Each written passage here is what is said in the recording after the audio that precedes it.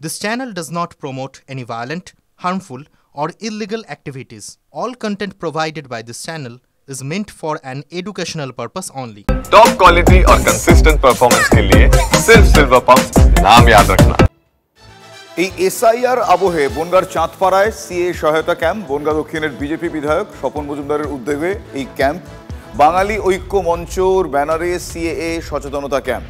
CAA নিয়ে অনেকের মধ্যেই বিভ্রান্তি তৈরি হয়েছে, বিভ্রান্তি কাটাতেই সিএএ সহায়তা ক্যাম্প এমনটা বিধায়ক দাবি করেছেন। বাংলাদেশ থেকে আসা অনেকেই এই ক্যাম্পে এসেছেন। চাঁদপাড়ায় স্থায়ী ক্যাম্প করা হবে বিধায়ক ঘোষণা করেছেন। বিজেপির সিএএ ক্যাম্পকে অন্যদিকে ভাঁওতাবাজি বলে আবার পাল্টা আক্রমণ করেছে তৃণমূল।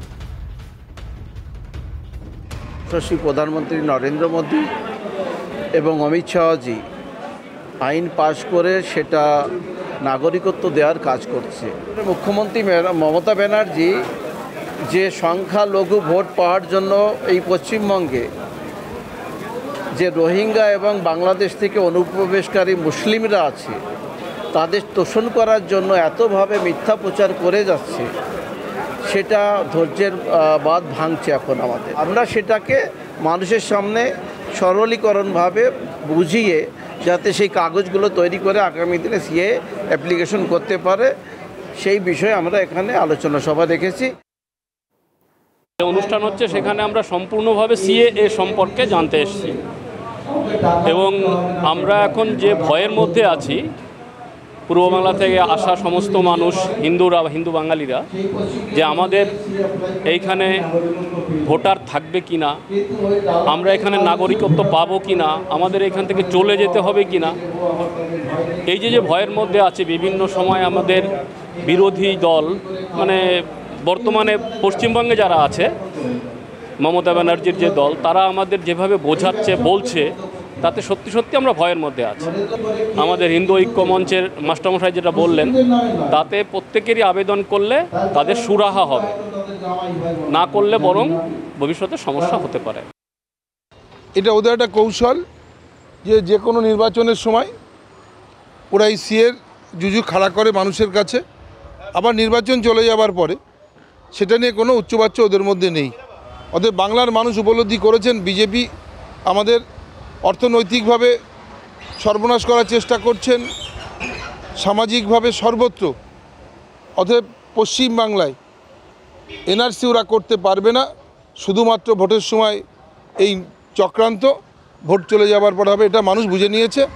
অতএব ওদের এইসব নাটকে বাংলার মানুষে আর কোনো কাজ হবে না।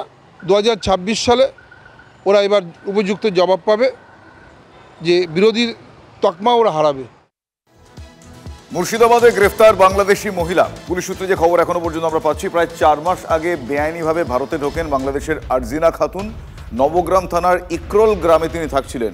আরও বেশ কিছু ডিটেল রয়েছে আমার সহকর্মী কৌশিকের কাছে। কৌশিক, কি জানা যাচ্ছে এর সম্বন্ধে? আর কি জানা যাচ্ছে? কতদিন ধরে থাকছিলেন, কিভাবে তিনি দিনের পর দিন থাকলেন, কিভাবে ধরাই পড়লেন?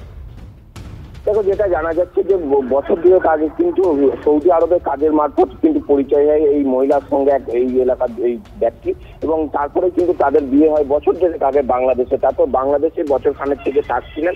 এরপর যে দালালের মারফত কিন্তু মুর্শিদাবাদে প্রবেশ করে এবং এই নবগ্রামে ইকরোল গ্রামে কিন্তু তারা বসবাস শুরু করে, অর্থাৎ স্বামী এবং স্ত্রীর হারতেই তারা বসবাস শুরু করে। এরপর যখন শারীরিকভাবে অসুস্থতায় ভোগে, সেই সময় কিন্তু সামনে আসে এবং সেই সময় যখন পুলিশ বারবার পুলিশ অত্যাচার শুরু করে, স্বামী সেই সময় পুলিশের দ্বারস্থ হলে তখনই জানা যায় যে এই মহিলা বাংলাদেশি। এরপর তাকে গ্রেপ্তার করা হয়, তাকে জিজ্ঞাসাবাদের জন্য পুলিশ হেফাজতে নেওয়া হয়েছে। তবে এর সঙ্গে আরো অনেকে জড়িত আছে বলে মনে করা হচ্ছে এবং এই দালালের খোঁজে তল্লাশি চালাচ্ছে।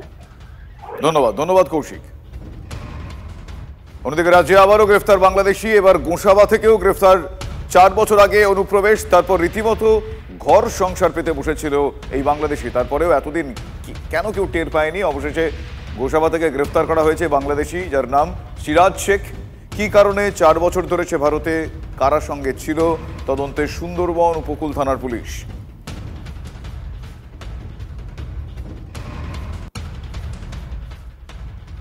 মালদাতেও আবারও জালে বাংলাদেশি অনুপ্রবেশকারী। বৈষ্ণবনগরে গ্রেফতার চাঁপাইনবাবগঞ্জের বাসিন্দা। গরু পাচারের জন্য অনুপ্রবেশ এমনটা পুলিশ অনুমান করছে।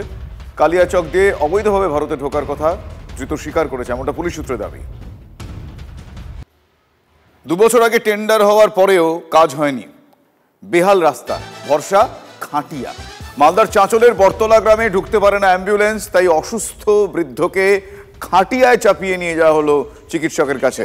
দেখুন এই ছবি, কোনো বর্ণনার প্রয়োজন নেই। এই রাস্তা চলাচলের অযোগ্য, পায়ে হাঁটার অযোগ্য, অ্যাম্বুলেন্স তো দূরস্থ, কিন্তু রোগীকে তো চিকিৎসকের কাছে নিয়ে যেতে হবে। কিভাবে নিয়ে যাবেন তার বাড়ির লোকজন? অবশেষে খাটিয়ায় করে বৃদ্ধ রোগীকে চিকিৎসকের কাছে নিয়ে যাচ্ছেন তার পরিবারের লোকজন। অসহায় এই দৃশ্য এ রাজ্যের মালদায়। এবং তার পাশে যে ছবিটা দেখছেন, দিনের পর দিন তারা তাদের দাবির কথা জানাচ্ছিলেন, দাবি নয় তাদের হকের কথা জানাচ্ছিলেন। এবার একটু চিৎকার করেই তাদের বলতে হচ্ছে রাস্তার দাবিতে যে আর কতদিন, আর কবে।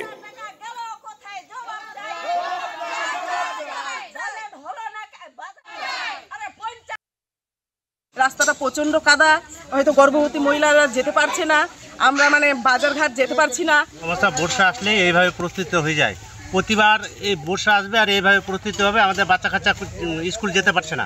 দিন আমার বয়স যত 7 দিন থেকে এই গ্রামটাকে আমি দেখে আসি, রাস্তা নাই, সাইকেল মোটরসাইকেল কিছু তো যায় না, হেঁটে যাওয়া যায়। এই তো এক হাঁটু কাদা ভেঙে নিয়ে আসলাম রুগীকে এখন মেন রাস্তাতে উঠাবো 2.5 কিলোমিটার। তো বাচ্চারা স্কুল যেতে পারছে এটা দিয়ে? বাচ্চারা স্কুল যেতে পারছে না।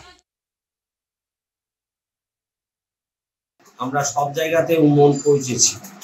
এবার যেটা অভিযোগ আসছে গ্রাম থেকে যে বোর্ড সেখানে লাগানো ছিল, বোর্ড এখন নাই, সেটা নাকি গ্রাম পঞ্চায়েতের রাস্তা। তো সেটা আমরা যাব, ভিজিট করব, সেটা দেখব কি হয়েছে বৃত্তান্ত আমরা জানবো। প্রয়োজন করলে ওখানকার প্রধান আছে, তার সঙ্গে আমরা কথা বলে দেখব বিষয়টা কি আছে। এখানে রাস্তার কাজের জন্য বোর্ড লাগিয়ে দেওয়া হলো, তারপরে বোর্ড কে বা কারা খুলে নিয়ে চলে গেল। এরকমও হতে পারে যে হয়তো টেন্ডার হয়ে গেছে কাজের, কিন্তু সেই টাকা তুলে নিয়েছে, কাজ হয়নি, সমস্তটা দুর্নীতিতে ভরে গেছে। এর বিষয়ে জনগণ আজকে সোচ্চার হয়েছে। আমরা জনগণের পাশে থেকে এই লড়াইয়ে সহযোগী হব। ম্যানেজিং এডিটর অমৃতাংশু ভট্টাচার্যের সঙ্গে দেখুন না বললেই নয়, রাত 8টা বেজে 55 মিনিটে।